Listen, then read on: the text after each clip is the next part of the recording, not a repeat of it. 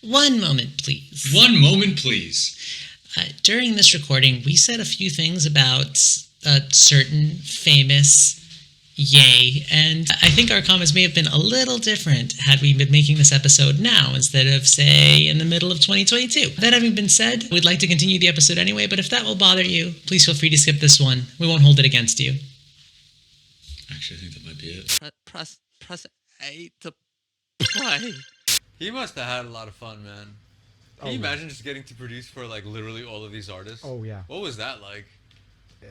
Have you ever seen the video where where Kanye plays some music to Pharrell, and Pharrell hears it for the first time, and because they knew each other, they were both around in the same studios and shit, but Kanye was still just a producer, and he wanted to make his own record for ages, but they wouldn't give him any money because they were like, yeah, but you're not cool, you're not gangster, you're not Yeah. like street, you don't rap about money and jewelry and bitches. They're like, we don't see you as like a viable artist. We think you're the best producer we have, and we don't want to lose you, but we don't see you making a record. At one point, they started to sort of be like, okay, we'll give you some money to make your own record, because they were afraid they were going to lose him as a producer, but they still didn't have any faith in him making his own record, actually.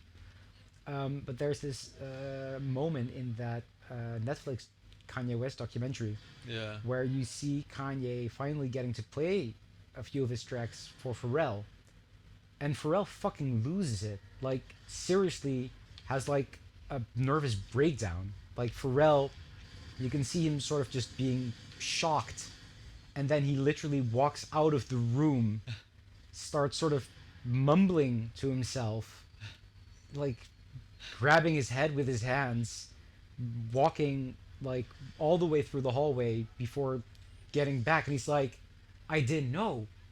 I Dude, I didn't know. I thought you were just Yeah. I thought you were just a producer. I thought you were just producing for people. I thought that was fuck, dude.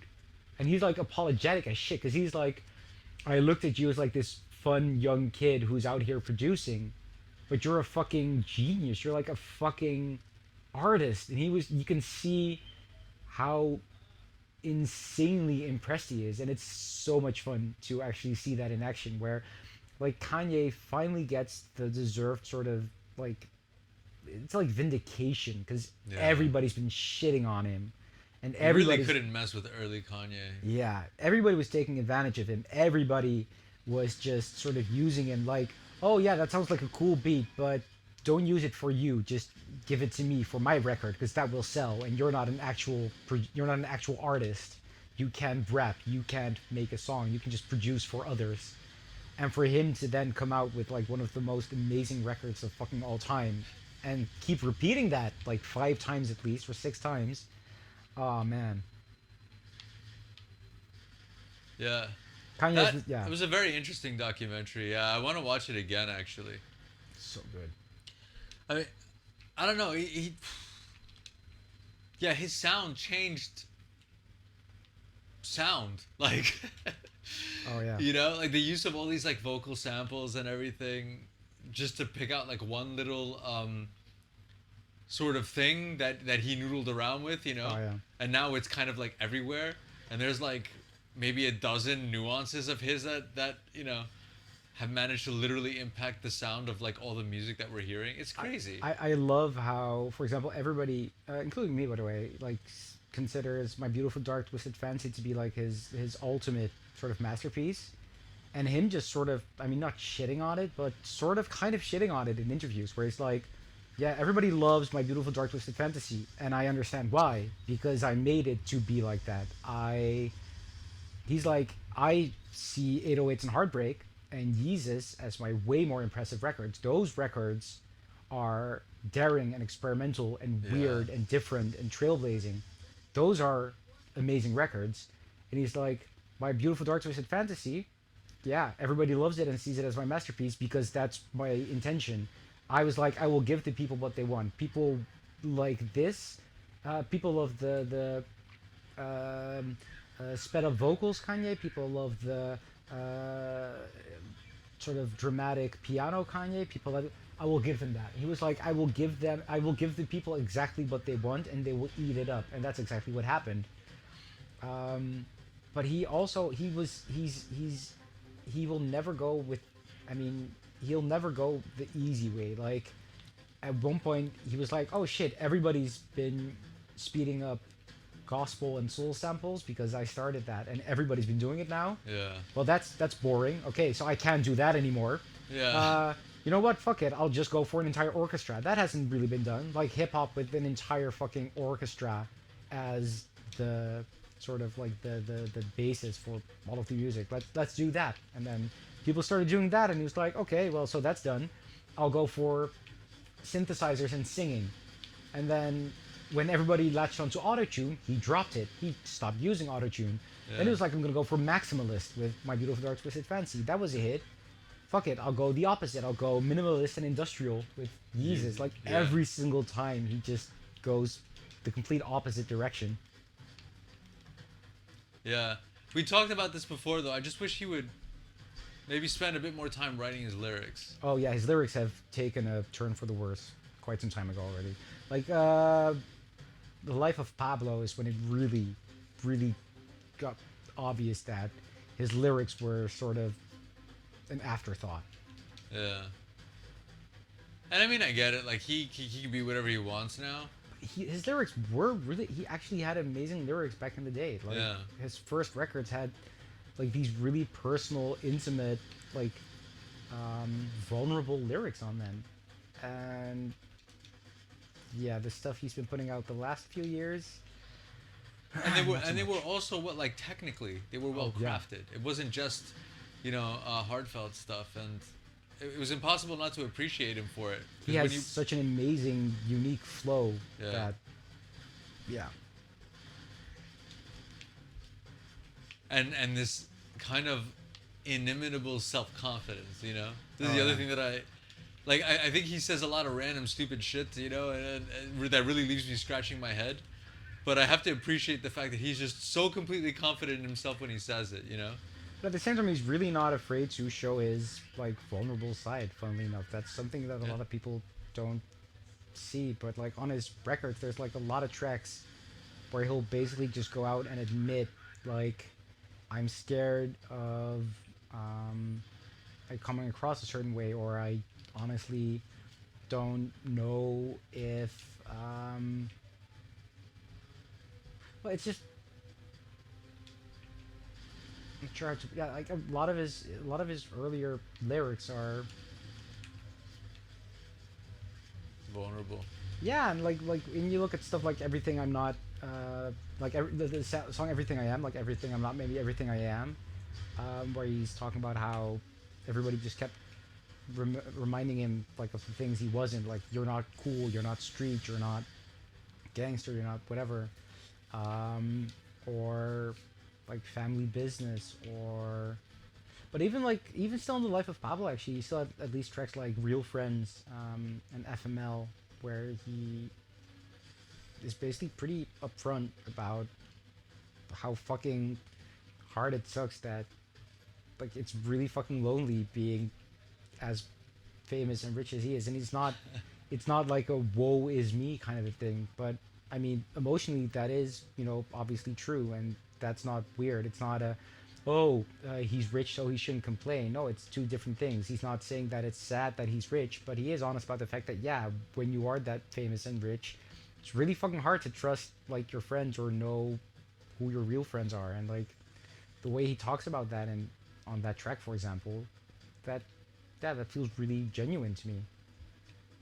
Yeah, I think we could say that about him generally. It's whether or not you like what it is that he's saying, there is a certain kind of authenticity to it.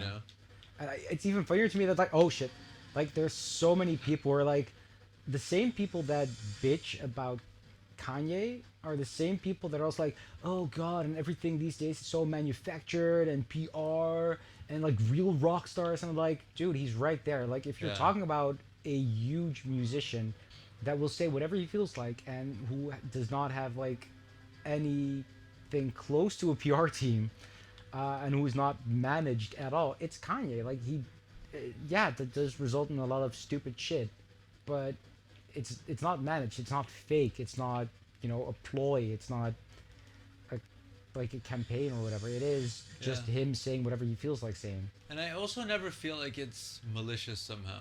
No, it's misguided a lot of the times. I would never. I That's why I still like him, even though he said a lot of things that go against a lot of things I believe in or stand for. And like I've dumped a lot of artists over less, but with Kanye, it never feels like he's doing it to like it's all about the intent, and it's been misguided a lot. But even even when it comes to stuff like the whole Donald Trump support things, which how the fuck do you support Donald Trump?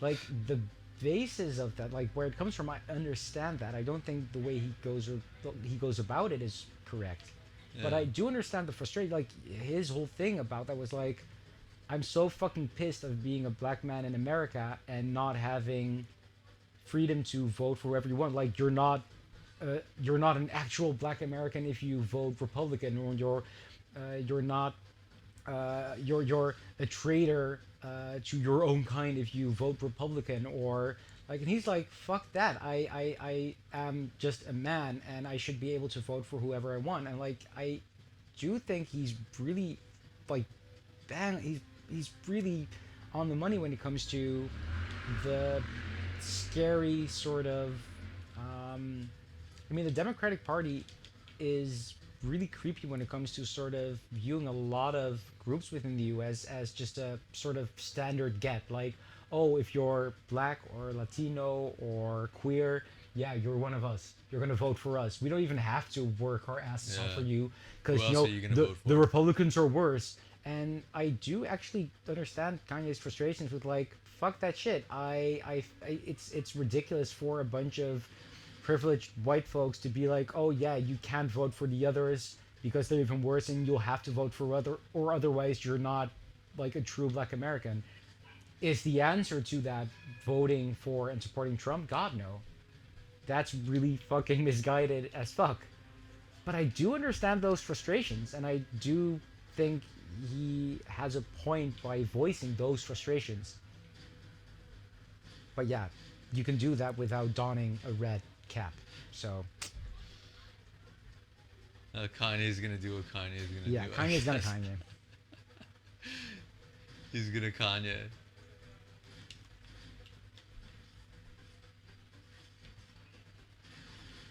Like even with the whole Taylor Swift Beyonce stuff, like was it dumb how he went about it? Sure. Is it understandable that in an industry where black artists have historically always been fucked over, and like to have like this wholesome white girl with her country background come in and then swoop awards without a real decent like performance, like a real decent music video, to once again sort of basically rob a, in that case really kind of rob a black artist of a deserved award. I get that frustration. The way he went about it though, God no, just don't. But Yeah. again, it's not an asshole who wants to be an asshole. It's not someone who wants to. You can see that from the way he gets on stage. It's not like he's saying, "I hate you, Taylor. Or you're such a bitch," or "You robbed Beyonce." None of that. It's like he's like a kid stumbling onto the stage, and it's like, "I'm here to protect my friend, and my friend is getting fucked over, and I don't want her to get fucked over." Like that's what you're seeing, and it's just so misguided. But it's again very vulnerable in a weird way. It's like it's very pure and it's not malicious at all. I think misguided is a good way Yeah. of describing it. Yeah. And I mean, he's got a point. I remember like watching this interview with Eminem, who was pointing out he's like, I'm never going to the Grammys, and I can't remember what prompted it, but he was like, points out basically a number of examples where, instances where like a rap album had been absolutely massive, for some bizarre reason was snubbed, in exchange for somebody who had not had, anywhere near that amount of impact. Oh, I yeah. think he might have been talking about like 50 Cent's first record maybe Oh, or yeah. something, and he was like the amount of following that it had at the time, the amount of impact that it had at the time, was absolutely massive. But I couldn't even tell you who won the Grammy in his place, Yeah. kind of thing. You know? And we all remember Macklemore. Did he get a Grammy? Yeah, he won Best Rap Album when I think we had seriously like a Kendrick record. I think we had Oh, Good Kid, man. Bad City out or something in that year. Like, and I think a Jay-Z. Like we had like 2 or 3 amazing records back then, and then Macklemore won. So, I mean, Kanye isn't wrong about the Grammys being really fucking white when it comes to it. Like, it's like Tyler had like this really good point about like Tyler was so fucking pissed because Tyler won I think like best urban Yeah. record. He was like, Urban. someone asked him like how thrilled are you that you won? I was like, oh, I fucking hate it. It's fucking ridiculous. It feels so fucking racist for like just because I'm black for the record to be called urban, Urban. or like it's a pop record, but I'm black so they call it urban. Yeah, was it the one that he did with Rick Rubin, which was just like you can't put that in any category. It was the weirdest, most unique thing. Igor, I think it was. Yeah. And he was like, "Fuck that shit. I don't want to." He was like, "Sure, I'm glad that it's getting acknowledged as a record and that it's good, but also, I really don't want to fucking be put in this weird box called urban. That's really fucking archaic, racist bullshit." And he's right. Yeah, it's the not white music category. Yeah. The same with the whole best hip hop album and best album, where it's like it's always the same every single fucking time. Like the album of the year will be a hip hop album, and it will only get best hip hop album, so that the best album award can go to a white artist. We've seen that every single time.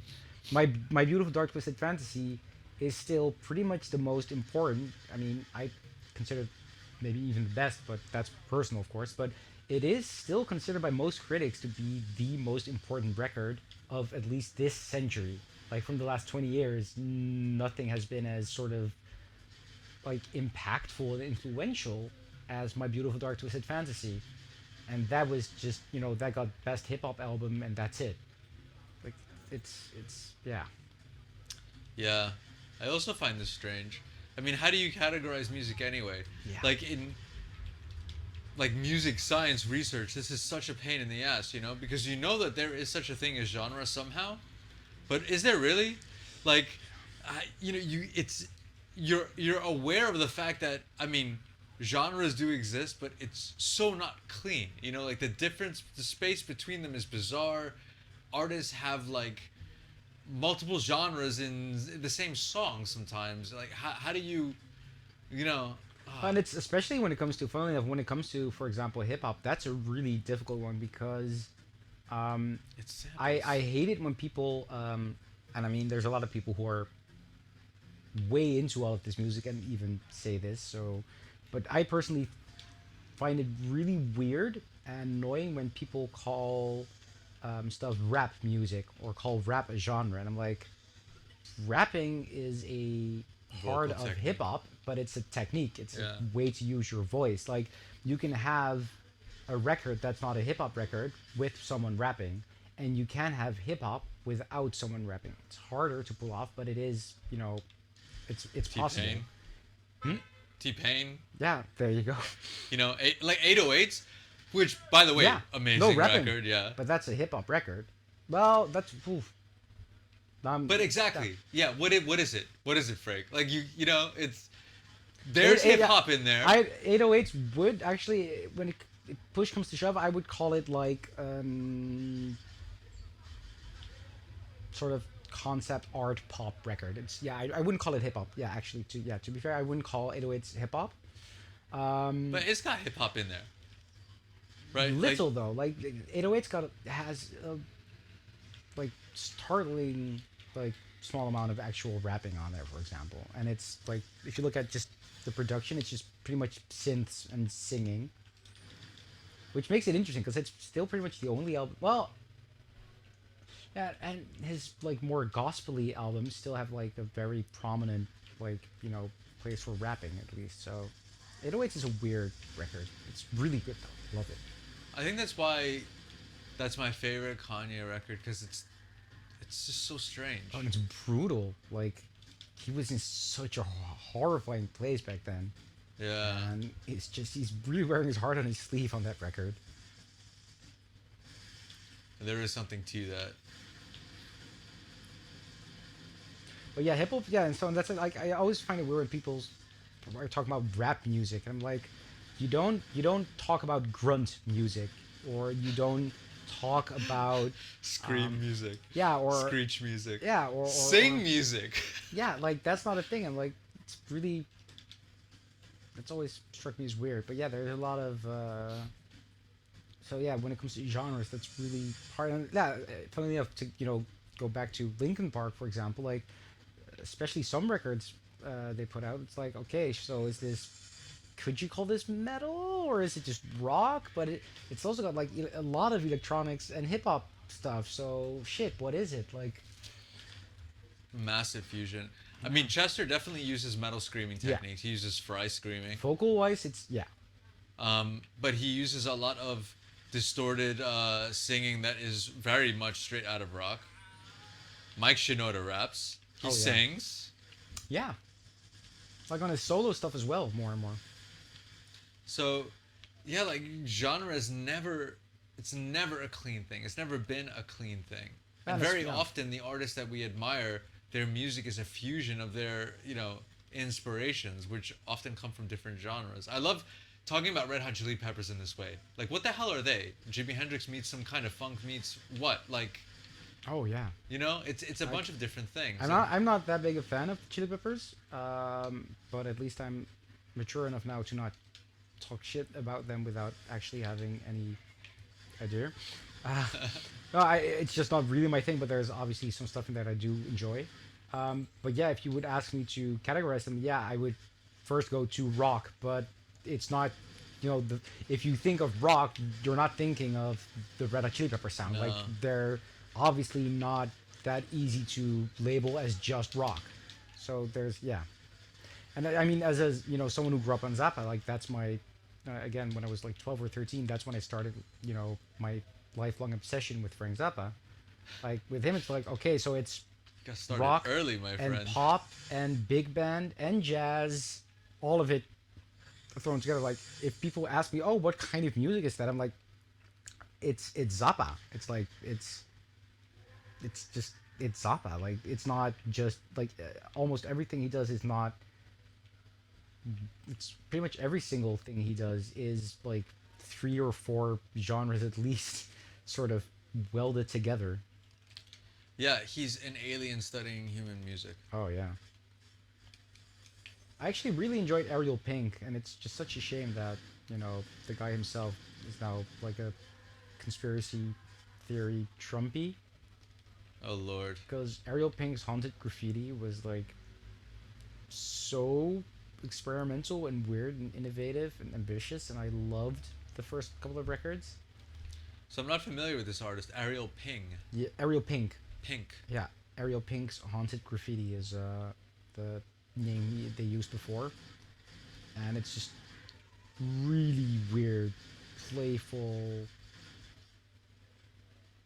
rock. It's artsy pop rock, lo-fi. It's weird and it's really good. I'll check it out. He's an asshole. Like he's a conservative, fucked up, crazy person at this point. But those first few records are really fucking good, and really worth listening to. Actually, yeah. Always hard to know what to do with artists when they when you discover that they hold views that you really don't appreciate. Yeah, it's really depends on, for example, if it sort of shines through in their music. Like for example, like with actors, it's harder for me sort of because like you're seeing their face on your screen the entire time, and it's sort of hard to not think about what kind of assholery they've been up to.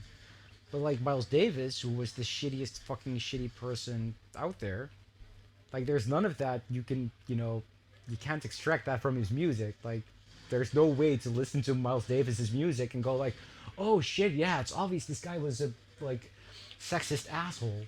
There's like no actual way to ever get that from his music, so that's easier for me to just sort of ignore. Also, he's been dead for ages, so you're not financially supporting an asshole.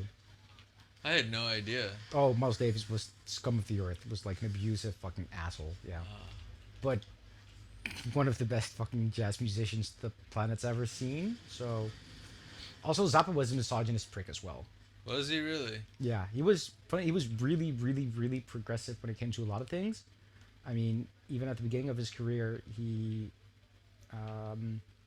basically couldn't perform in most venues because his band consisted of several black and indigenous people, and back then a lot of venues were like, yeah, no, that's not going to happen.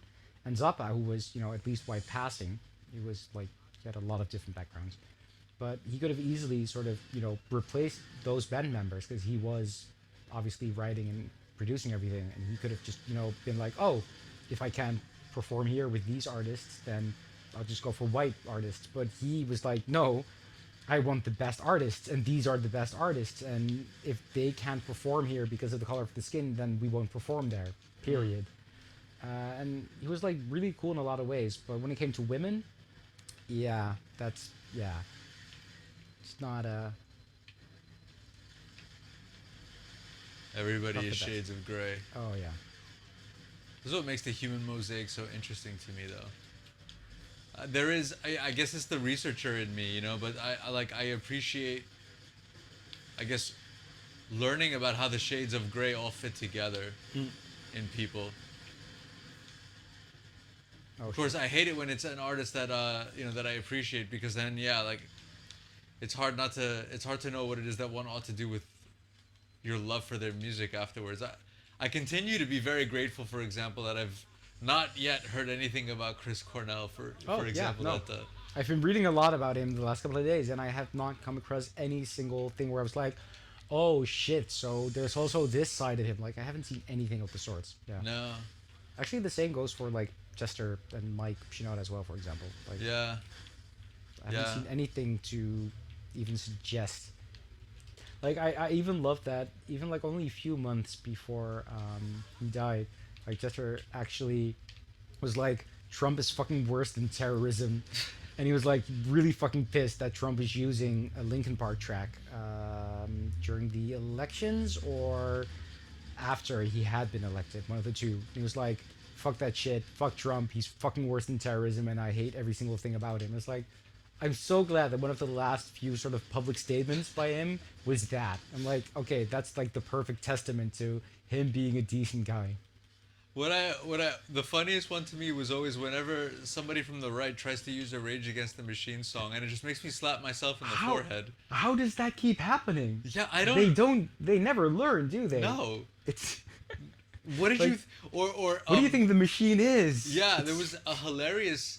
I think it was a Twitter thread or something, or no, it was like, yeah, one of these like waste 10 minutes of your time clickbait social media sites, But they had collected a bunch of I guess tweets or social media posts by conservatives who were, I guess, at a Rage Against the Machine show, and then very disappointed all of a sudden to discover that Rage Against the Machine had become political, and like I wish they just stuck to their music and Just leave politics out of it. yeah, and it makes me slap myself in the forehead every time it happens. Like, bro, really? Because it's pretty far out there. It's not like subtle. No. It's not like, oh yeah, if you really pay attention, like there's sort of dog whistly progressive things in there. It's like, no, they're pretty fucking leftist and anti-authoritarian, and like that's been in there forever. It's their fucking literal band name. super leftist. Oh, that's so funny. Super, yeah, hardcore. Yeah. Where did you miss it, man? Oh, it's really fucking weird. And so, yeah, unfortunately, every now and then it happens, and then one of them has to. I feel like they've made the same speech a bunch of times. They must have it stocked by now, because they're like, please It's don't that use our time music. again. Yeah. There's another one. We just want to remind you that you're the machine, and we're raging against you or something. It's kind of similar though, not as heavy, but it's kind of similar though to people who keep using "Every Breath You Take" for like their wedding. Oh my god, yeah. Like it's every single time like Sting gets like he talked about that in an interview at one point. He was like, I still have people coming up to me and being like, yeah, oh, I love your music so much, and we used Every Breath You Take for our wedding. And it's like, why have Dude, you listened did to you- like? He can't wrap his head around people who keep using that song for that. Like it's the creepiest. He's like that was not even like he was like from the get go. It was like, okay, this is about a stalker. It's about someone who can't let go. It's about someone who cannot accept the fact that it's over and it's consuming him and it's bad and it's unhealthy and it's scary. How are we going to talk about that? So Okay, let's do creepy. this. And people keep thinking it's romantic and sweet and oh man. Yeah, I feel like it got conflated with like the P Diddy and the Fam version, where they they used that hook. Oh shit. Oh man. And so like when I heard the Puff Daddy version, like I had been listening to Notorious B.I.G. and all of this, and I thought, oh yeah, you'll be watching me or something, I'll be watching you kind of thing, and it fit that vibe very nicely. Yeah. And then that was around the time that I had also Yeah, gotten those into those the Police a female little bit. vocals also give it a way different sort of vibe than Yeah. Sting's original vocals, because Yeah. those are like sort of breathy, like you can hear the obsession like sort of ring through that voice, whereas with like the female vocals on that version, the other version is like Yeah, it's it way hits different because warmer. it's a woman, yeah, first off. yeah. Like of course, women can do the exact same shitty behaviors that you see, but let's be honest here. Like conventionally speaking, it's been done way more often by men. Like it's yeah. Yeah, I would expect it to. Yeah, of course. But yeah, so bizarre, right? Because when you listen to the Police version and you read the words, I don't know. Like, I would find it hard to mistake the intentions of the song. Yeah. Maybe Well- it's because I've heard about this story, but he's like, "I'll be watching you." It just sounds creepy to me. But it's still again with like killing in the name of, people are like, oh yeah, because killing is cool, and I'm like, that's not what it's about. But also like March of the Valkyries being used in Apocalypse Now, and people being like, oh yeah, that's a cool intimidating scene, and like, no, the original intent of the scene is to display the complete sort of lack of self-awareness on the side of the US military and them sort of fetishizing violence and just sort of their creepy nationalist bullshit, and them completely inappropriately thinking violence is cool and them showing up like that is cool. And then you will have people using that song in similar situations because they think it looks and sounds cool. I'm like, It makes me feel no. powerful. It's like the Watchmen adaptation by Zack Snyder, where it's like he's just so blissfully unaware of the actual original message of Watchmen, where it's like superheroes are sad and broken And lonely. and not of they're not they do not they are not of added value to our society if they were a thing. Like vigilantism is not cool. And then you have Zack Snyder's movie adaptation where it's like, look at them beat people up in slow motion. How cool is that? It's like, have you read the fucking graphic novel, man? Yeah, I heard a similar thing happen when what is it? Who's the dude that always has the surprise twist? M. Night Shyamalan. Yeah, when he did the Avatar thing. I've not even watched it, by the way. Mm-hmm. But yeah, my understanding was it bore little to no resemblance to the original, the source material.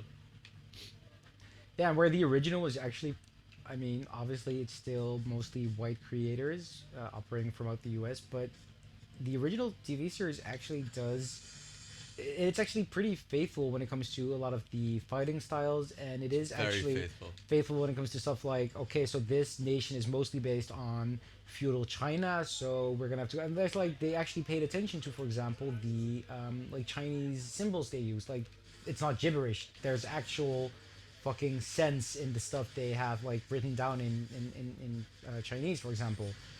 And then you have the movie where they cast like an Indian guy as what used to be like the feudal Chinese society, and like a white chick as this character, and like, oh no, Don't do No, that. no, no. Don't do that. Yeah. I remember I was studying martial Tai Chi at the time, and yeah, I mean the water style is very faithful. Oh yeah. Yeah, they actually did have like um, actual fucking experience, like martial artists come in and do the choreography and everything, right? You would think that would be the way most people did that stuff, right? But For the they TV must show, have. they did that. Yeah, for the They TV must show, have. yeah. It was too close. Because I think they brought in one guy who was like, okay, they basically brought me in as like an advisor, and it was up to me to be like, okay, what style would fit like the Water Tribe, and what style would fit the Fire Nation, and he would like pick these different martial arts techniques, based on like, okay, so this is a more aggressive, hostile nation, so it's more about being on the attack all the time, being on the offensive. Oh, okay, and they're more about actual healing properties, so they're more about this and that. It's pretty cool, actually, how he went about it. Yeah, I thought the series was. I found it very enjoyable to watch, and really, again, I appreciate the thought that they put into the martial arts. Oh yeah, it looks amazing. Yeah, and I mean also the way the whole thing was drawn.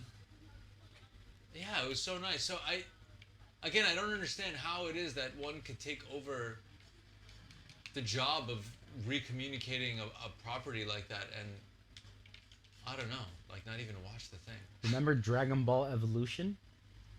I do not. That happened. A live-action Dragon Ball movie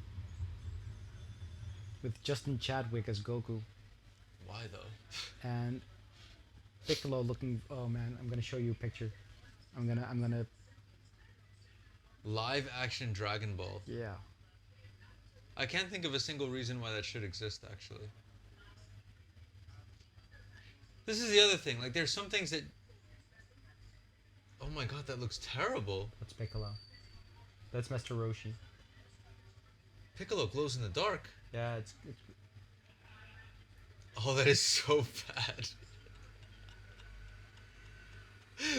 that's Master Roshi. I think that's Bulma. I think that's Chi-Chi. That's Goku. It's so good. It's I don't. Whoever greened it this, it's oh man. I still actually kind of want to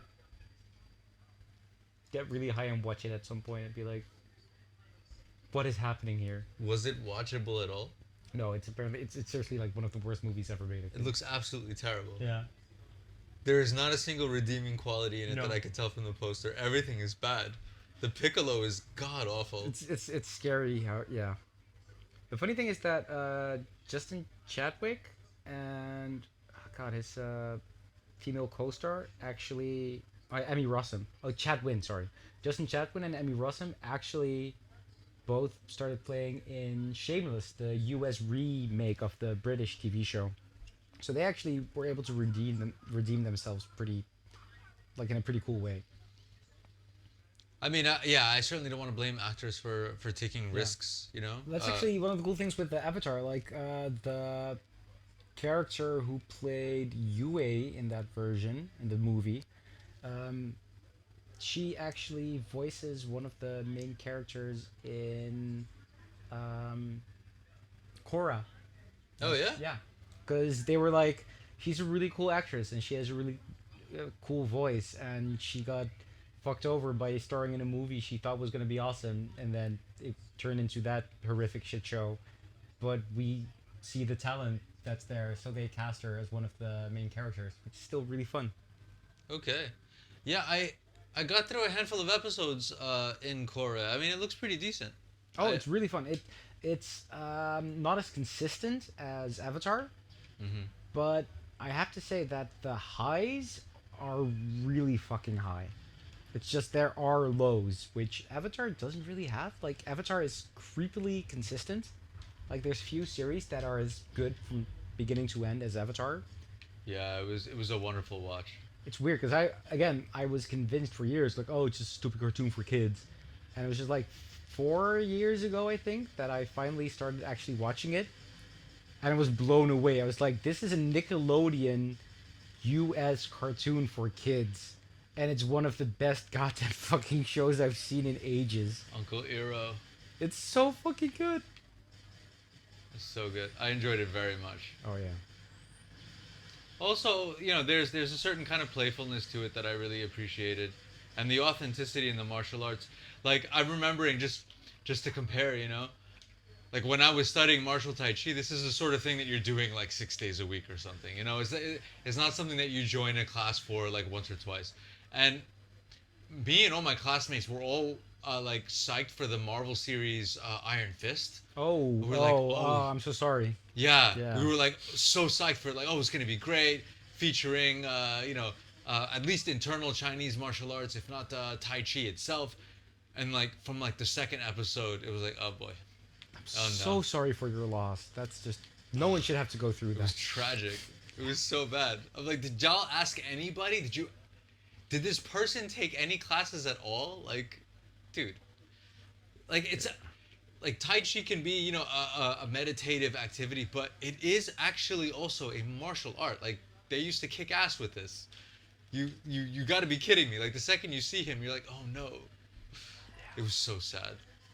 So I remember when like Callie turned me on to the idea of watching Avatar, and I was also like, oh, kid show. I don't know. I'm gonna watch a kid show. But she was like, all right, but like it's literally one of the best things ever. And I remember from like the second episode already, I was like, yep, sold. Oh, It's yeah. good. I had the exact same thing with Avatar. Like for ages, I was like, no, I'm not gonna watch it. No, I'm not gonna watch it. Come on, I'm not gonna watch some kid show. And then a friend of mine was like, at one night we were like all pretty drunk, and he was like, I'm gonna make you fucking watch it. And he just turned on. I was like, sure. I was drunk. I was like, fuck it, just turn it on. You have your fun. Finally showing me this stupid show. You're gonna go home in a couple of minutes anyway. Might as well. And he put on the first episode of Avatar and was like, fuck, why is this so good? Yeah.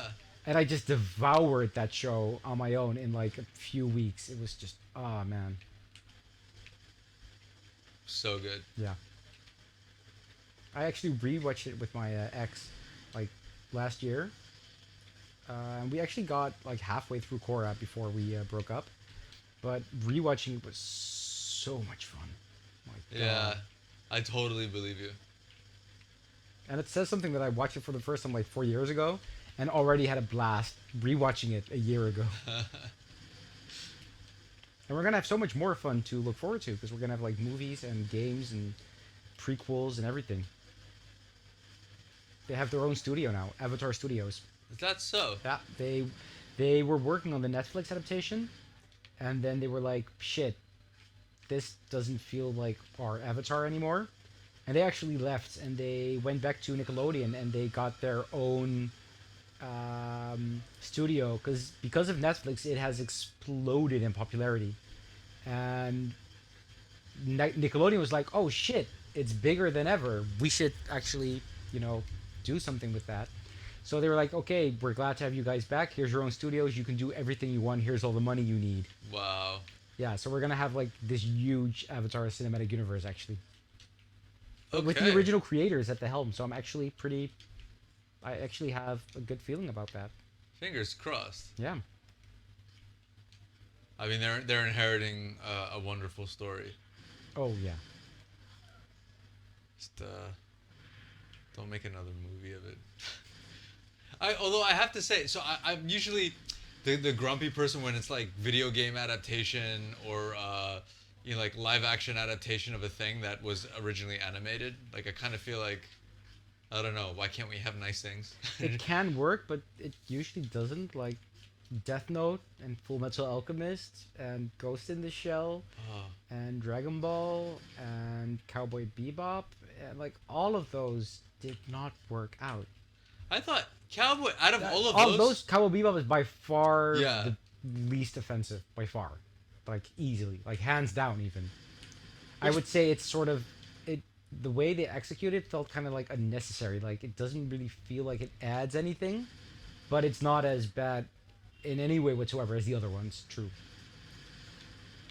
yeah, but you know what I found myself doing though. Like, I watched the live action series or whatever it is, and as soon as that was done, I just went back to the animated one. Oh yeah. I mean, it has its flaws to be sure, but so enjoyable to watch. And that music. They did get her back though for the live action show, so that's still a good call. The original composer. Oh yeah? Yeah. Ah, nice. Very cool. Very cool. Yeah, featuring like that genre of music too, So fucking good. and a lot of the bittersweet stories. Yeah. But yeah, Also, so it's- like as it's- much as I yeah. appreciated the live action version one, you know, at a certain point I'm like, yeah, but why don't I just watch the thing again? Exactly, yeah. Also, it's 11:30. Maybe we should actually start calling it a night. Yeah. Should we wrap up? It's time has been flying, man. Yeah. This was fun. That's the scary thing about a game like Halo. You can just talk and have fun and just sort of go on your amazing gameplay loop. This was cool. All right. I am going to stop the stream. Look at us two guys having fun. Doing the streamings. Later, people. If anybody's Shooting shit. watching.